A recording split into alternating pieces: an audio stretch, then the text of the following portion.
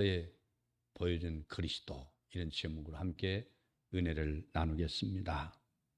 이 성경을 기록한 이 문서 선지자가 16명의 활동 시기를 포로 이전과 포로 이후기로 또는 포로기와 포로 이후기로 둘 또는 세 시기로 구분할 수가 있는데, 학개, 스가랴, 말라기는 포로 이후에 활동한 선지자들입니다.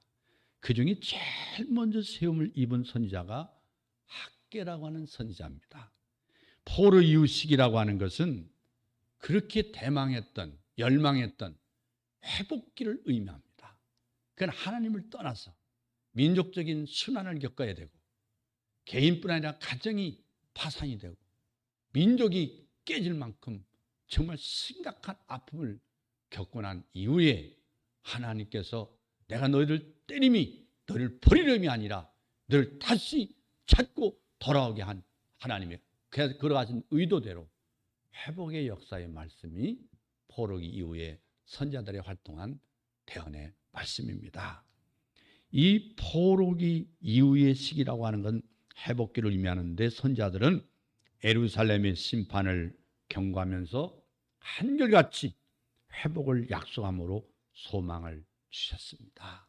이 말씀이 이 대한국에 정말 6.25 사변 후에 이 지구상에서 가장 가난했던 나라가 세계 10대 경제 대국이 된 것은 한강의 기적이 아니라 하나님의 은총이자 이 나라 예수에 대한 하나님의 귀한 생명의 복음과 소망을 주셨고, 또 하나님께서 이 민족을 사랑하셔서 제2의 이스라엘이라고 명칭할 것만큼 하나님께서 이 백성에게 복을 주셨다는 사실입니다.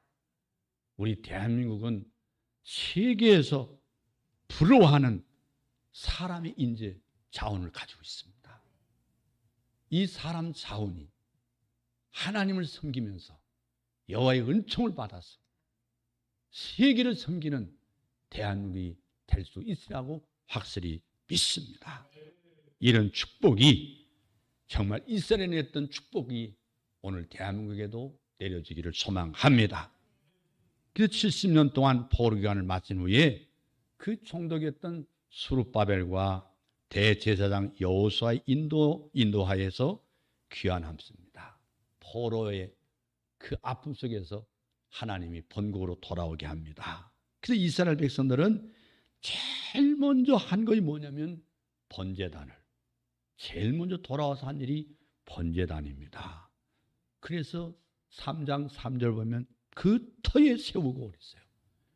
바로 이스라엘이 무너진 게 하나님과의 관계가 무너진 데 있었습니다. 하나님과의 관계가 무너지면 예배가 무너지게 됩니다. 그 예배를 먼저 회복하는 의미로 제단을 쌓습니다. 하나님께 번제를 드렸습니다. 하나님의 징치로 불에 타버린 성전 재건에 착수했습니다. 이때에 아스로 왕은 이주 정책에 의해서 혼혈족이 된 사마리아 사람들이 함께 건축하고자 하자고 요청을 하는데, 혼혈 종교가 된 자들의 제의를 거부하면서 맹렬하게 방해를 하게 되고 대적을 하게 됩니다.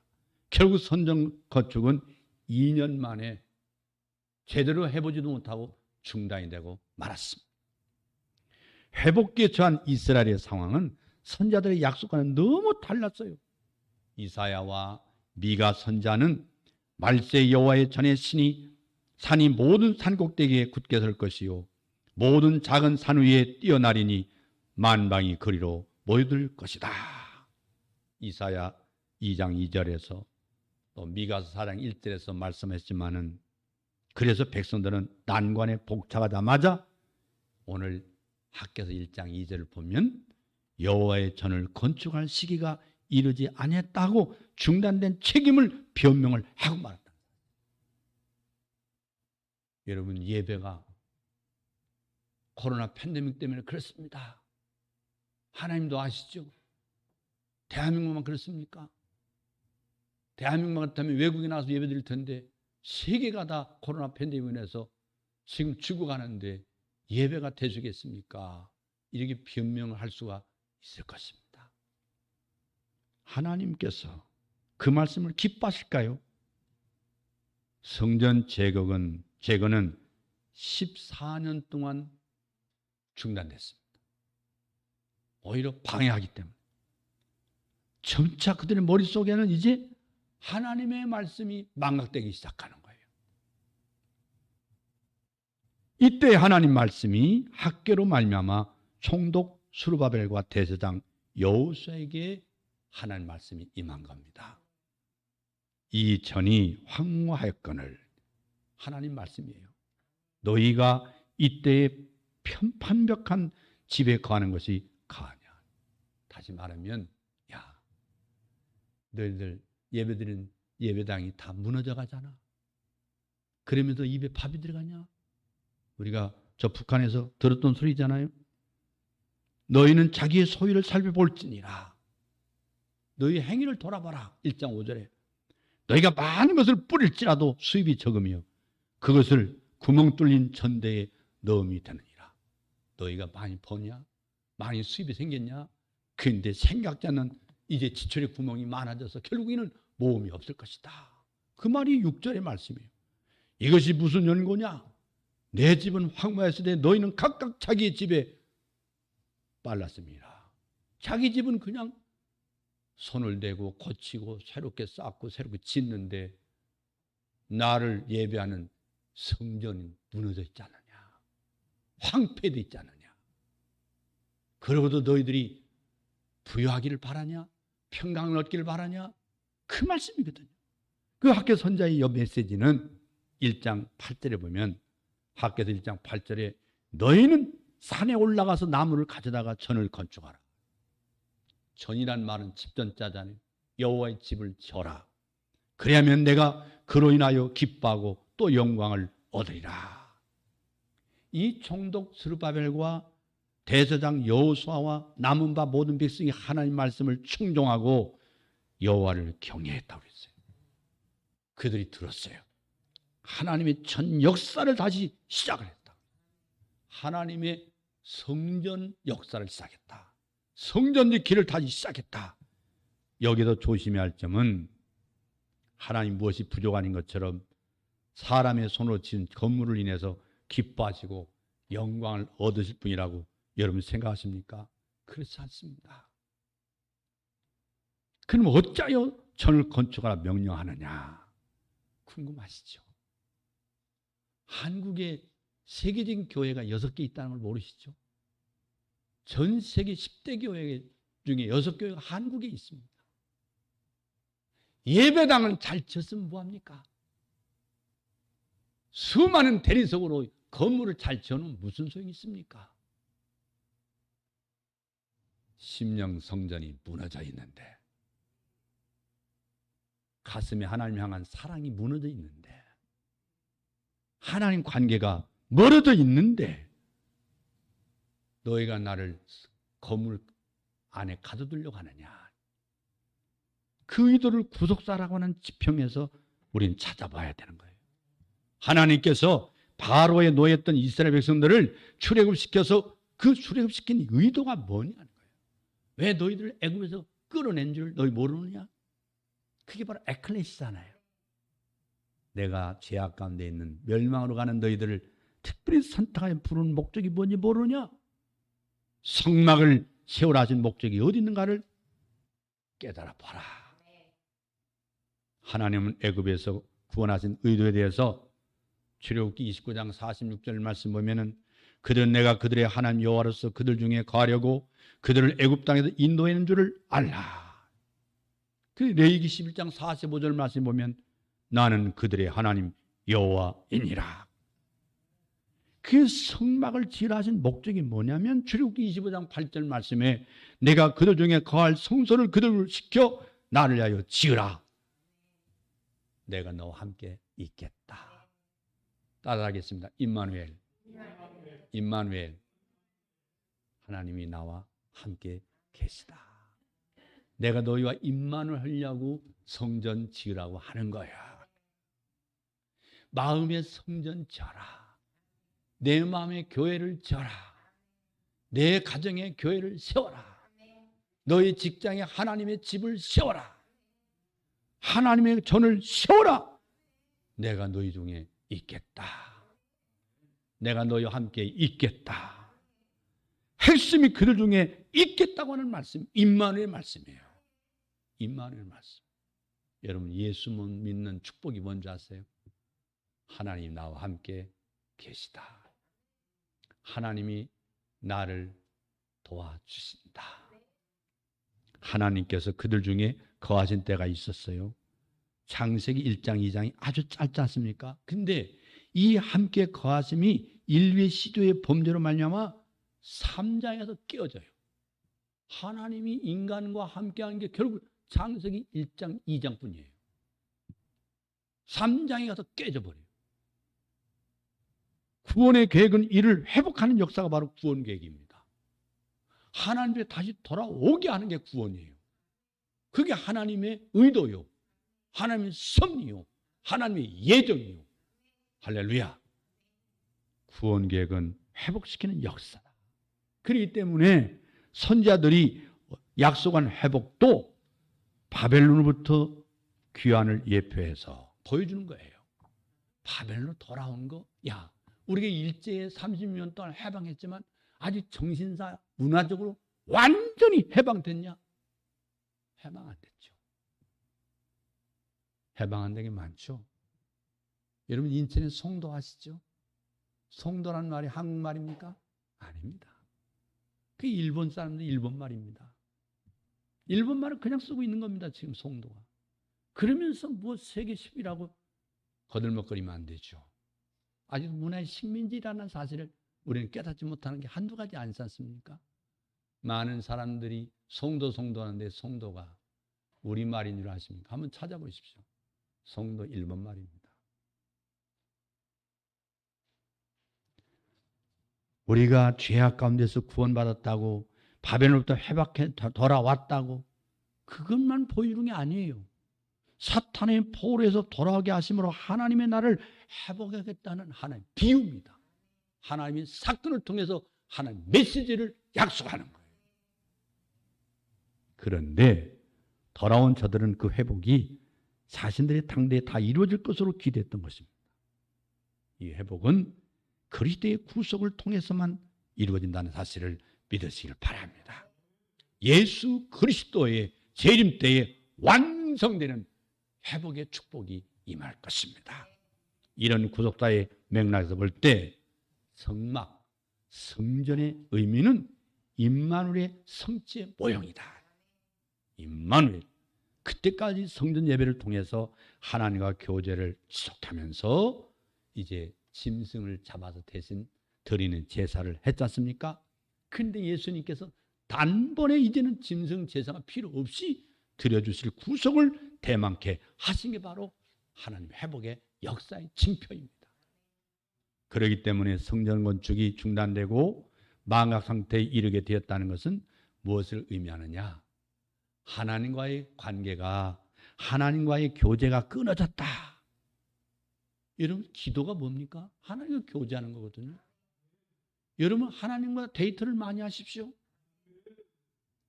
300년 동안 데이트한 분이 에녹 아닙니까? 오늘 하나님과의 영적 데이트를 하시기 바랍니다. 하나님과의 데이트가 끊어질 때에 하나님은 질투하신다고 했어요. 여러분, 예배가 뭐냐? 하나님과의 교제 시간입니다. 하나님 교제 시간이에요. 메시아 언약을 망각하기에 이렇다는 증거를 바꿔 말씀드리고 있지만은, 그래서 2장 17절 보면 학개서 2장 17절에 말합니다. 너희가 내게로 돌이키지 아니하였느니라. 성전 아름답겠지만 뭐냐? 너희들이 매맞아서 오랫동안 남의 나라에 지배를 받고 학대받은 그 아픔이 뭔지를 모르고 아직도 때리는 바벨론을 미워하면서 자신의 죄를 돌아보고 회개치 않느냐? 여러분, 오늘 때리는데 아픈 것만 느낀 사람은 맞을 자격도 없는 거예요. 맞을 필요가 없어요. 맞으면 깨달아야죠.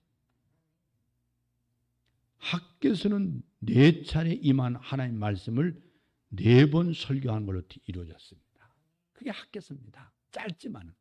그런데 이를 주목해 보면 1장은 성전 건축하라 하는 평면적인 말씀을 돼 있는데, 근데 2장에 보면은 2장부터 이 두 번째는 네 번째 말씀은 그 초점이 물질적인 건물이 아니라 참 성전 되시는 그리스도에게 맞춰져 있는 걸 찾아볼 수 있어요. 2장, 3장, 4장. 그래서 2장 3절 보면 너희 중에 남아있는 자, 곧 이전 영광을 본 자가 누구냐. 그 얘기 뭐냐면 아직 너희들이 살아남아 있잖아. 그 중에 옛날 솔로몬 성전 본 자가 누구냐. 그 얘기입니다. 이것이 너희 눈에 보잘것이 없지 아니하냐. 하나님의 재건되는 그 성전의 보잘것없음을 책망하는 것이 아닙니다. 그래서 은도 내 것이고 금도 내 것이라고 2장 8절에 말씀했죠. 하나님 마음이 뭐냐? 내가 은이나 금으로 지으면 기뻐하고 영광을 얻을 하나님 줄 아느냐? 그렇지 아니하다. 너희들이 헌금 많이 내가지고 그냥 대리석으로 세계적인 건물을 지으면 내가 기뻐할 줄 아느냐? 하나님이 돈이 없어서 우리보다 돈 내가지고 그냥 강탈하듯이 뺏어서 건물질하는 게 목적입니까? 아닙니다. 근데 어째 반대로 예수님은 화장실 하나도 안 지고 가셨을까요? 그렇다면 많은 사람들이 착각하고 있는 거죠. 많은 목사님들이 착각하고 있는 거죠. 건물 크게 지으면 내가 목회 성공한 줄 아십니까? 아닙니다. 한 사람 심령 속에 아버지의 거룩한 성전이 지어져야 목회가 성공했다고 할 수 있는 겁니다. 그래서 2장 7절에 보면 내가 영광으로 이 전에 충만하게 하리라. 이 전은 집전자는 예배당을 말한단 말이에요. 성전. 이 전에 나중 영광이 이전 영광보다 크리라. 9절에서 말씀하고 있어요. 그러니까 이 말씀이 육신이 돼서 우리 가운데 거하시며 우리가 그 영광을 보니 아버지의 독생자 영광이요 은혜와 진리가 충만하더라. 요한복음 1장 14절에 말씀하셨는데 이 말씀이 성취될 메시아 언약을 가리킨단 말이에요. 메시아 언약. 메시아가 누굽니까? 메시아가 히브리어로 구원이란 말이에요. 구세주. 나의 구세주. 그래서 2장 10절로 14절에 보면 성물이 되겠느냐 부정하겠느냐 두 가지 질문의 의미가 뭐냐면 성전을 재건하고 있는 도중에 주어진 말씀이거든요. 왜냐하면 하나님께서 솔로몬이 성전을 건축하고 있을 때 나타났습니다. 열왕기상 6장 12절로 13절 보면은 열왕기상 6장 12절 13절에 네가 이제 이전을 건축하니 네가 만일 내 법도를 따르며 내 율례를 행하며 나의 모든 계명을 지켜 그대로 행하면 내가 내 아비 다윗에게 한 말을 네게 확실히 이룰 것이요 내가 또한 이스라엘 자손 가운데 거하며 내 백성 이스라엘 버리지 아니하리라. 경계하는 말씀이거든요. 하나님 말씀 줄 때 뭐라고 했어요? 인간은 가변성이 있어요. 그러나 젊은 부부는 가변하면 안 됩니다. 결혼할 부부도 가변은 안 돼요. 인간의 마음은 영원토록 고요한 호수가 될 수가 없어. 원치 않는 호수도 바람이 불면 파도가 칩니다. 그 가변성이 인간의 마음을 너무나 하나님이 잘 아는 거예요. 그렇기 때문에 하나님이 이 말씀하는 거예요. 경계적으로. 다른 신을 섬기면 내가 거룩하게 구별한 이 전이라도 내 앞에서 던져버리라. 열왕기상 9장 7절에서 하는 말씀하고 있어요. 그러면 하나님 바라는 것은 예배당 건물을 원하는 겁니까? 아니지 않습니까? 우리 마음을 원하는 거지. 모든 사람들이 목회 성공을 물질주의에 빠져 있단 말이에요. 건물주의에 빠져 있단 말이에요. 영적으로 준 하나님 메시지는 제쳐놓고 물질로 인하여서 세계 사람들이 세인들이 말하는 소위 출세주의에 빠져 있단 말이에요. 잘못된 거예요. 하나님께서 포로에서 귀환해서 귀환 돌아와서 성전을 재건하는 자들을 향해서 동일하게 물리적인 성전 건물보다 저들의 마음에 있는 성전이 깨끗하게 정화되어야 할 경계의 말씀을 주신 거예요. 내 마음을 씻어라. 내 마음을 씻어라. 학교에서는 1장 8절에 성전을 건축하는 하나님 말씀으로부터 명령으로부터 시작해서 14절에 보니까 전 역사를 하였으니 성전 역사를 시작했어요.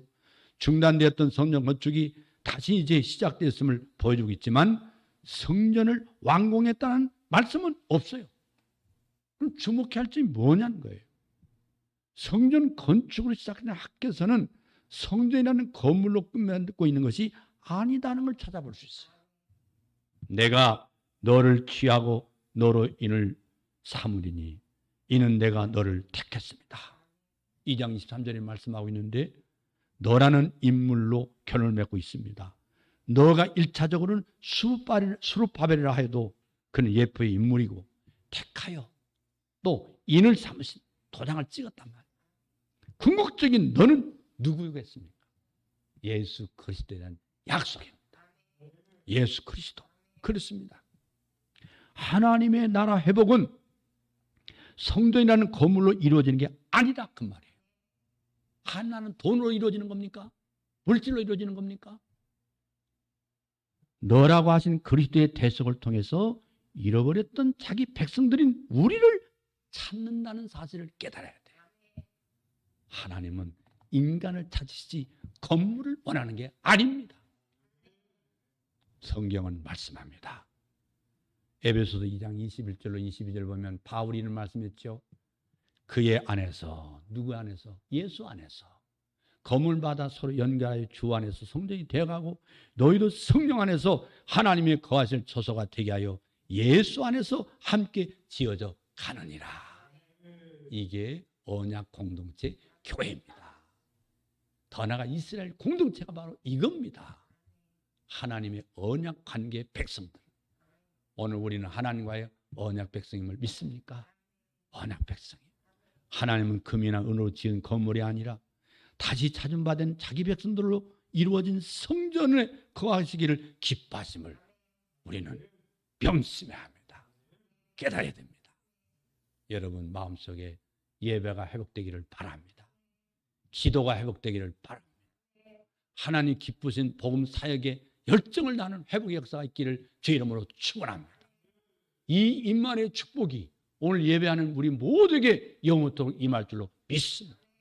여러분의 가정에 임할 줄로 믿습니다. 여러분 사업장 직장에 함께 하실 줄로 믿습니다. 여러분 가정에 진정 있어야 될 진정한 신혼 부부의 가장 준비할 게 뭡니까? 하나님이 우리와 함께 계시다. 여러분 가정에 영원토록 변찮은 하나님의 사랑의 징표, 하나님의 사랑의 사건, 십자가의 보혈의 피가 흐르기를 주의 이름으로 축원합니다. 기도하겠습니다. 살아계신 아버지 하나님,